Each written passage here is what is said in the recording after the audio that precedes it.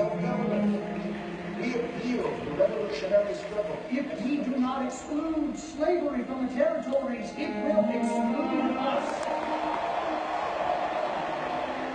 The year is 1860, and the country is preparing to choose a new president. The conflict between free labor and slavery propagandism. If Lincoln is elected, hundreds of thousands of fugitive slaves will be placed side by side in competition with white men. We recognize in honest Abe Lincoln the right man to lead us. Let us have faith that right makes might. And in that faith, let us to the end dare to do our duty as we understand it.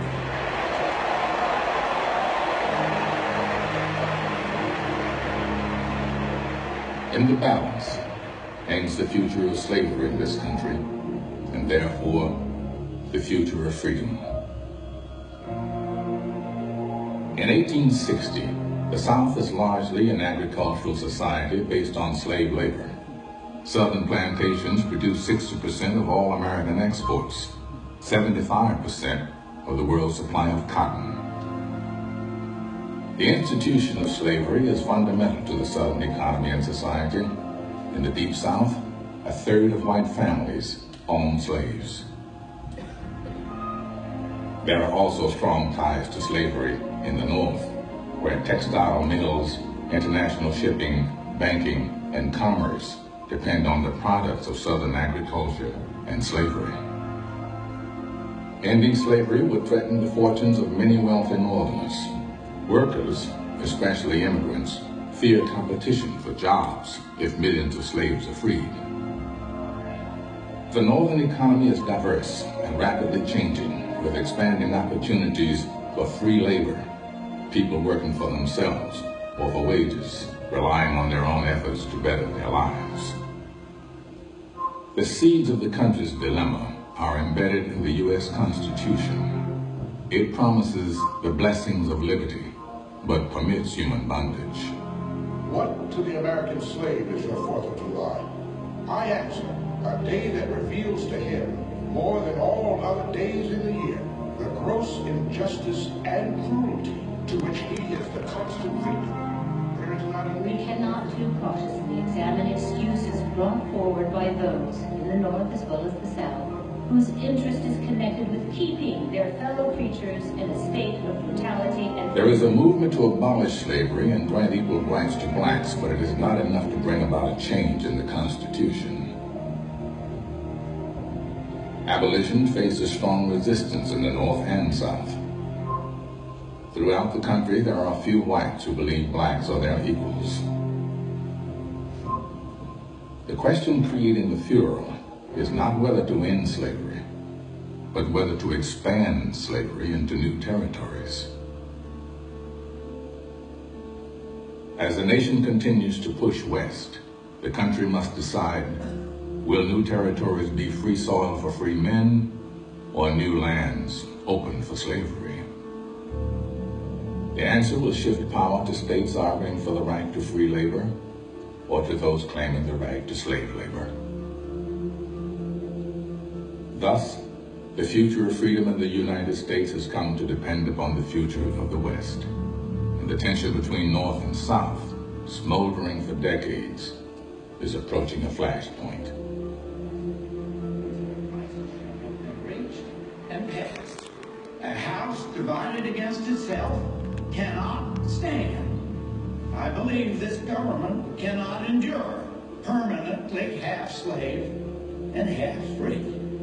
I do not expect the... Abraham Lincoln has become an eloquent spokesman for the new Republican Party, whose mission is to stop the expansion of slavery.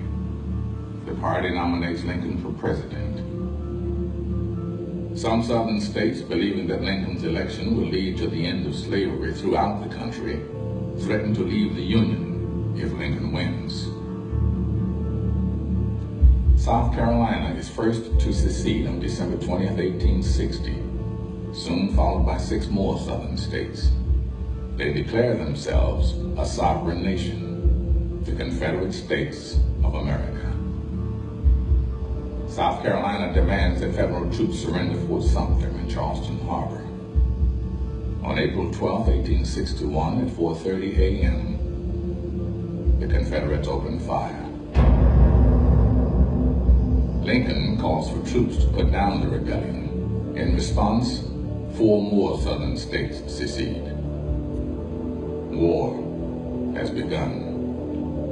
As months bleed into a year and then another, Lincoln remains focused on his primary goal, to preserve the Union. He carefully weighs the political risks of freeing slaves, a move that would strike a blow to the Confederacy's ability to make war. Many in the Union opposed this idea. In January 1863, Lincoln issues the Emancipation Proclamation, declaring the freedom of all slaves behind Confederate lines and those who have escaped to the North. Black volunteers by the tens of thousands joined the fight, a war now for Union and for freedom. By the spring of 1863, the Union is gaining momentum on most fronts. But in the East, Confederate General Robert E. Lee has recently led his Army of Northern Virginia to stunning victories over the Union Army of the Potomac at Fredericksburg and Chancellorsville. Lee believes another victory now, especially on Northern soil, could turn the tide of the war. On June 3rd, Lee's army of 75,000 begins its march north, turning back Union cavalry and sending waves of fear before them. They advance into Pennsylvania using the Blue Ridge Mountains to screen their movement. The Union Army of the Potomac, about 90,000 strong, maneuvers to protect Washington. On June 29th, newly appointed General George Meade orders his army to move into Pennsylvania to stop Lee's army. When Lee learns of Meade's approach, he orders his troops to concentrate around Cashtown, Pennsylvania. But to avoid a general engagement, he is not yet ready.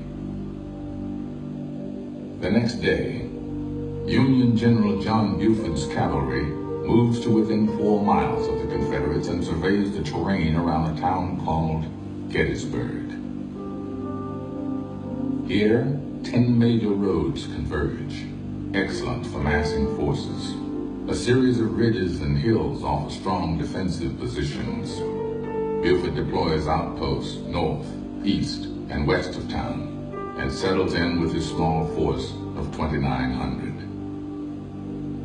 Late that night, Buford's messenger reports Confederate locations to General John Reynolds, commander of the nearest Union infantry. Buford knows the next day could bring battle. He hopes reinforcements will come first.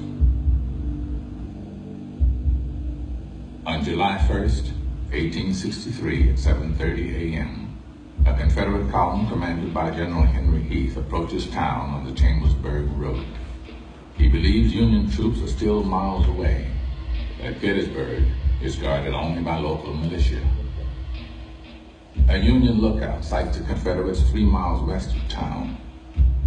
Lieutenant Marcellus Jones sends a messenger back to General Buford, rests a carbine on the fence, and fires.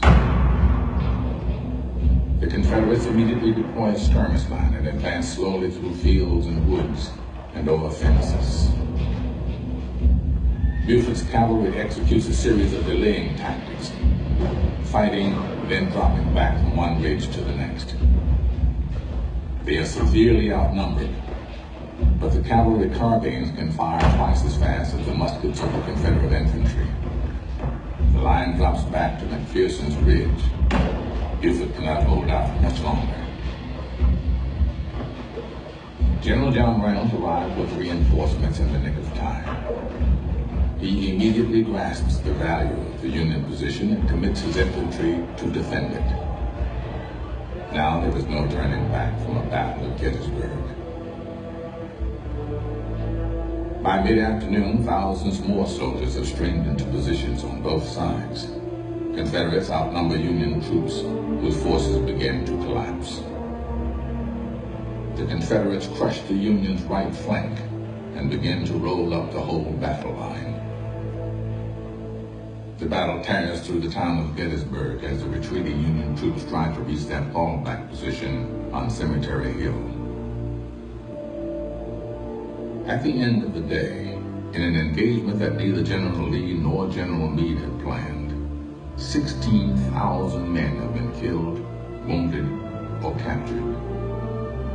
The Confederates have won the fighting. The Union holds the high ground. Through the night, both armies bring in massive reinforcements and reorganize their lines.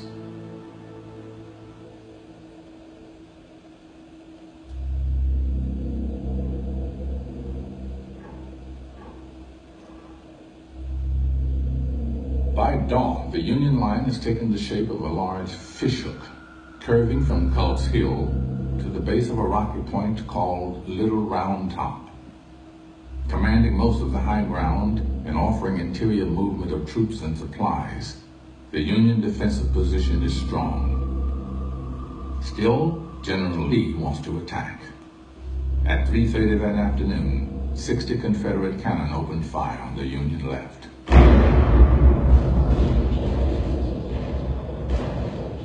30 minutes later, Confederate artillery opens on the Union right.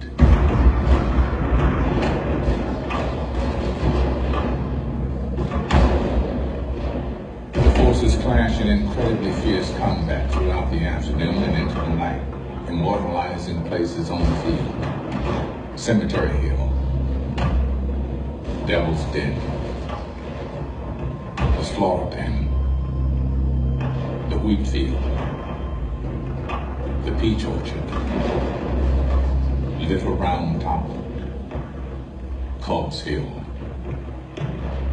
It is 10 p.m. before the fighting stops. The Confederates have taken more ground, but not the crucial high ground. For 2 days, the Union has held off Robert E. Lee. Again and again, the Confederates have come within a whisper of victory, trying to deliver the knockout punch. Again and again, Union troops have deflected the fatal blow.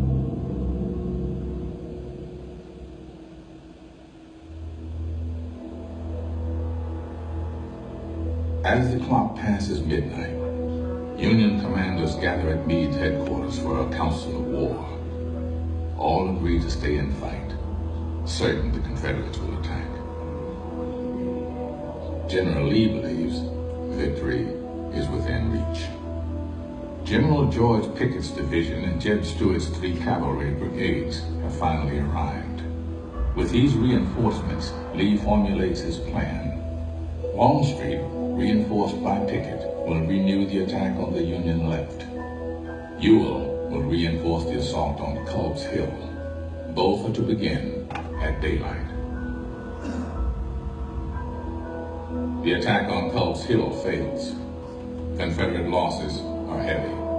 On Longstreet's front, there is no attack at all. Lee's orders have been confused. Undaunted, he devises a new plan, now concentrating on the Union's center. He believes he has battered the Union Army, that he has one mighty stroke from victory. For the next several hours, the generals moved troops and artillery into place along Seminary Ridge. Some 150 cannon and 12,000 men of Pickett's, Pettigrew's, and Trimble's divisions. At 1 o'clock, Confederate artillery opens fire.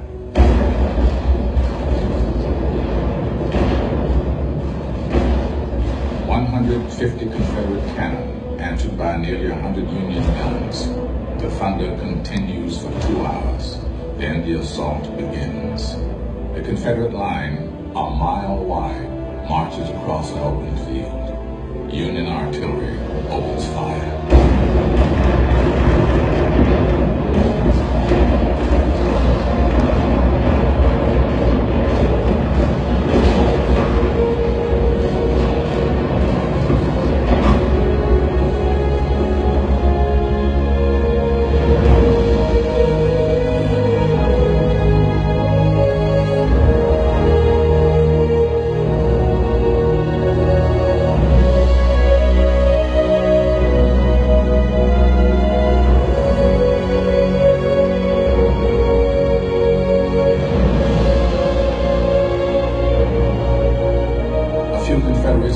through the line led by General Louis Armistead, but they are overwhelmed by Union forces. The massive charge has failed. The Confederates retreat and reorganize into a defensive position, but Meade does not attack. The Union Army has won a great victory.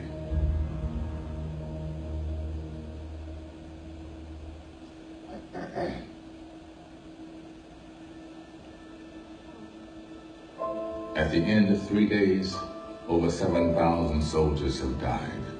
Another 44,000 are wounded or captured. On July 4th, in a pouring rain, Lee orchestrates a skillful retreat from Gettysburg with Meade in cautious pursuit. The threat to Pennsylvania is over. The Battle of Gettysburg will come to be viewed as one of the turning points in the war. The North is electrified, doubly so with the Union victory at Vicksburg, Mississippi on July 4th. But the war itself is far from over, and its outcome is anything but certain. The people of Gettysburg are overwhelmed. They face a massive disaster. Wounded soldiers fill their homes and nearly every available building and lie groaning across the battlefield.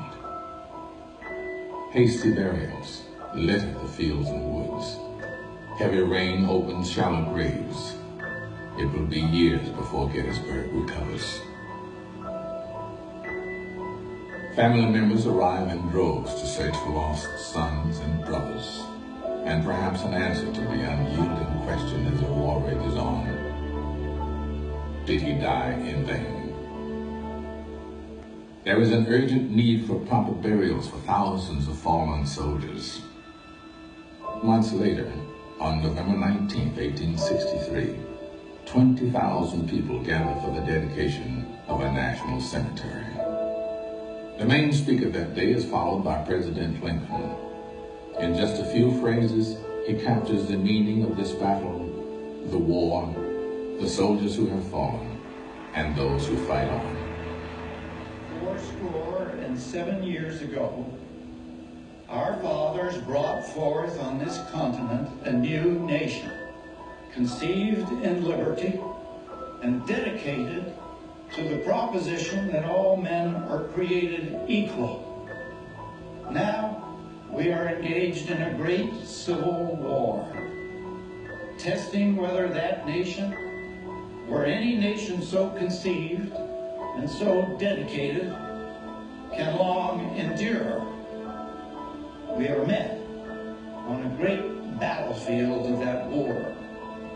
We have come. The war will rage on for nearly 2 more years. It will bring death to 620,000 soldiers.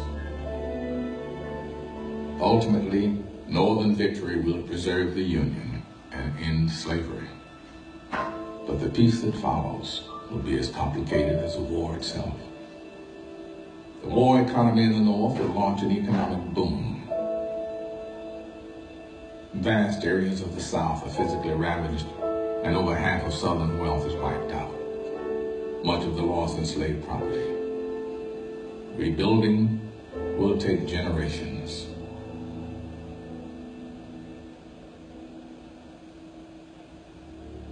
To 4 million slaves, the Civil War will bring freedom. While the war will not bring clear agreement about the meaning of their freedom, it will lead to fundamental changes to the Constitution of the United States. Over the next 100 years, these bedrock guarantees of the rights of citizenship will be the basis for extending America's promise of liberty to ever-broadening groups of citizens. Even then, the debate will not end. This is not a future that President Lincoln could see when he came to Gettysburg. The future of freedom is never certain. Freedom, like power, will always be contested. What President Lincoln did help the world understand is that on the first 3 days of July 1863, the future of freedom hinged on the Battle of Gettysburg. The world will little note, nor long remember what we say here, but it can never forget what they did here. It is for us, the living, rather to be dedicated here to the unfinished work which they who fought here have thus far so nobly advanced. Highly resolved that these dead shall not have died in vain. That this nation, under God, shall have a new birth of freedom, and the government of the people, by the people, for the people, shall not perish from the earth.